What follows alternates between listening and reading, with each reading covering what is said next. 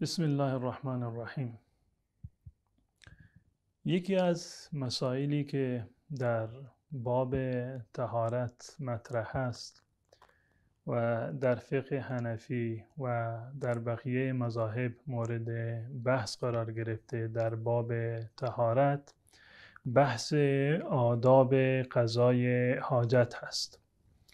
رسول الله صلی الله علیه و سلم فرمودند که انما انا لکم به منزلت الوالد اعلمکم، من برای شما مانند پدر هستم، من به منزله پدر شما هستم که به شما آموزش میدهم، تعلیم میدهم شما را. یعنی حتی مسائل ابتدایی زندگی را، راه و رسم زندگی را، مواردی را که معمولا هر پدری به فرزند خودش و هر مادری به کودک خودش آموزش میدهد.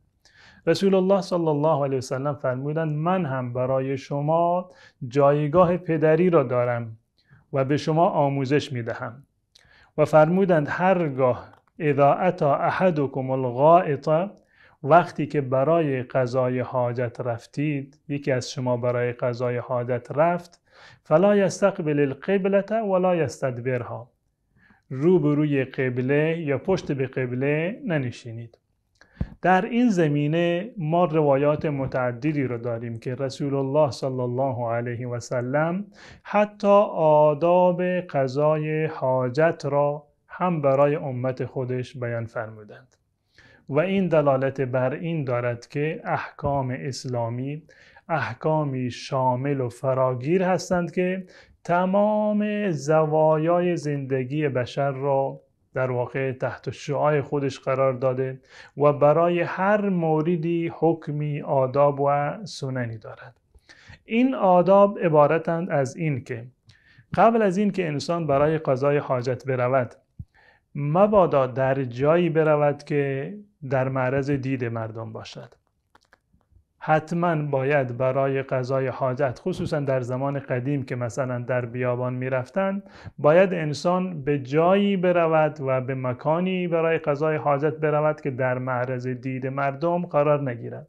امروزه که خب یعنی دستشویی هست و در بنا هست و شاید این مورد زیاد یعنی عملی نباشد، اما باز هم در موارد کسانی که در بیابان هستند، در روستا و در بیابان زندگی می کنند، این موارد می تواند که عملی باشد. پس بنابراین اولین ادب از آداب قضای حاجت این است که انسان دور از معرض دیگران برای قضای حاجت برود. دومین موردی که رسول الله صلی الله علیه و سلم عملا در آن زمان مثلا یعنی انجام میدادند این هست که انسان نباید در جایی به طور مثال ادرار بکند که قطرات ادرار به اون برگردد، زمین زیاد سفتی نباشد یا مثلا طوری نباشد که شیبش به طرف خودش برگردد یا رو به طرف باد مثلا نباشد. مواظب باشد که در هنگام ادرار قطرات ادرار به خود اون بر نگردد، بدن و لباسش آلوده نشود. و اگر در حمام هست به طور مثال، حمام هم به گونه‌ای باشه که آب خارج نمی شود، مکروه است که انسان در چنین جایی مثلا قضای حاجت بکند، ادرار بکند، زیرا که احتمال دارد که بدن انسان آلوده بشود. مورد دیگر این است که از نظر شرعی جایز نیست که در آب راکد یا آبی که جاری هست منتها کم هست، آب قلیل هست، آب اندکی هست، جایز نیست که انسان در آب قضای حاجت بکند که این آب رو در واقع فاسد می کند و غیر قابل استفاده می شود. در جایی که قضای حاجت می کند نباید جایی باشد که مورد سبب اذیت و آزار مردم باشد، به طور مثال در قبرستان یا در اماکن عمومی، در مسیر راه مردم یا در کنار خونه های مردم، زیر درختان سایه‌دار یا درختانی که ثمره دارند، نزدیک آب و چاه یا رودخانه به طور مثال.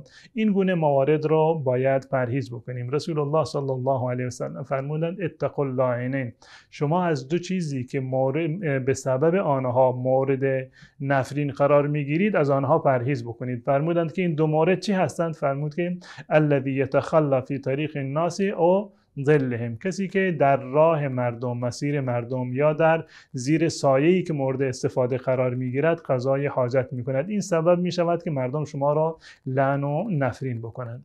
بعد از ورود به دستشویی انسان باید حتما مراقب باشد و مواظب این باشد که اگر انگشتری دارد که نام الله متعال بر اون نوشته شده یا گردنبندی هست یا این که فرض کنیم که کتابی، جزوه‌ای و سوره‌ای از سوره‌های قرآن مثلا در جیبش هست، اینو باید بیرون بگذارد.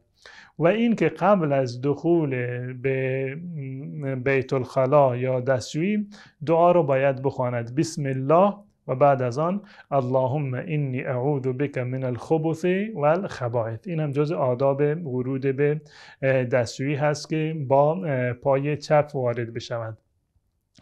و مورد دیگر هم این هست که در دستشویی نشستن رو به طرف قبله یا پشت به طرف قبله در مذهب حنفی تفاوتی نداره، که انسان در بیابان باشد یا در صحرا باشد یا در به اصطلاح دستشویی باشد، تفاوتی ندارد که حائلی باشد، دیواری جلوی رویش قرار بگیرد یا قرار نگیرد، در بیابان باشد یا در دستشویی باشد، از دیدگاه فقه حنفی تفاوتی ندارد. هر دو مورد و در هر حال رو به قبله نشستن یا پشت به قبله نشستن از نظر فقه حنفی جایز نیست.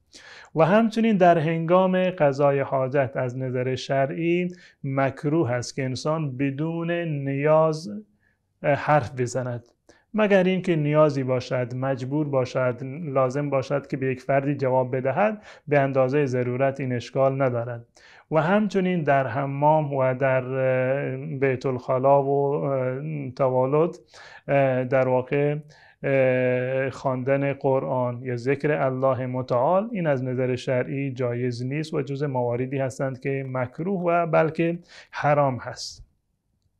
و همچنین موارد دیگری که در این زمینه ذکر شده فقهای احناف بیان کردن برای موارد مکروه این است که انسان به طور مثال در حالتی ادرار بکند که ادرار به اون برگردد، مثلا در حالت ایستاده یا در حالتی که خمیده هست. این از نظر شرعی بنابر فقه امام ابو حنیفه رحمت الله علیه جز مکروهات هست، مگر اینکه انسان نیازی داشته باشد، یعنی ضرورتی باشد، یک جایی باشد که نمیتواند بنشیند و مجبور باشد که قضای حاجت ادرار بکند به صورت ایستاده، اون یک بحث کاملا استثنایی هست. اما تا جایی که امکان دارد باید از ادرار در حالت ایستاده انسان پرهیز بکند. بعد از قضای حاجت با پای راست از دستشویی بیرون بیاید و این دعا را بخواند، غفرانک یا الحمدلله الذی اذهب عنی الاذی و عافانی. این دو تا دعایی هستند که در فقه حنفی برای خارج شدن و هنگام خارج شدن از قضای حاجت و از دستشویی در واقع بیان شده. این احکامی که در این زمینه هست، آدابی رو که در این زمینه فقها تمام مذاهب اهل سنت و جماعت اینها وجود دارد، این آداب رو بیان کردن، اینها ضامن این هست که انسان هم بدنش پاکیزه باشد و هم لباسش و هم مکانی که انسان در آن زندگی میکند در واقع پاک و تمیز باشد. و این هم یک بخشی از ابواب طهارت هست، بخشی از ابواب طهارت و نجاست که در این زمینه حتما باید این گونه موارد را مراعات بکنیم. در برنامه دیگه انشاءالله میپردازیم به بیان احکام و معنی استنجا. و السلام علیکم و رحمت الله و برکاته.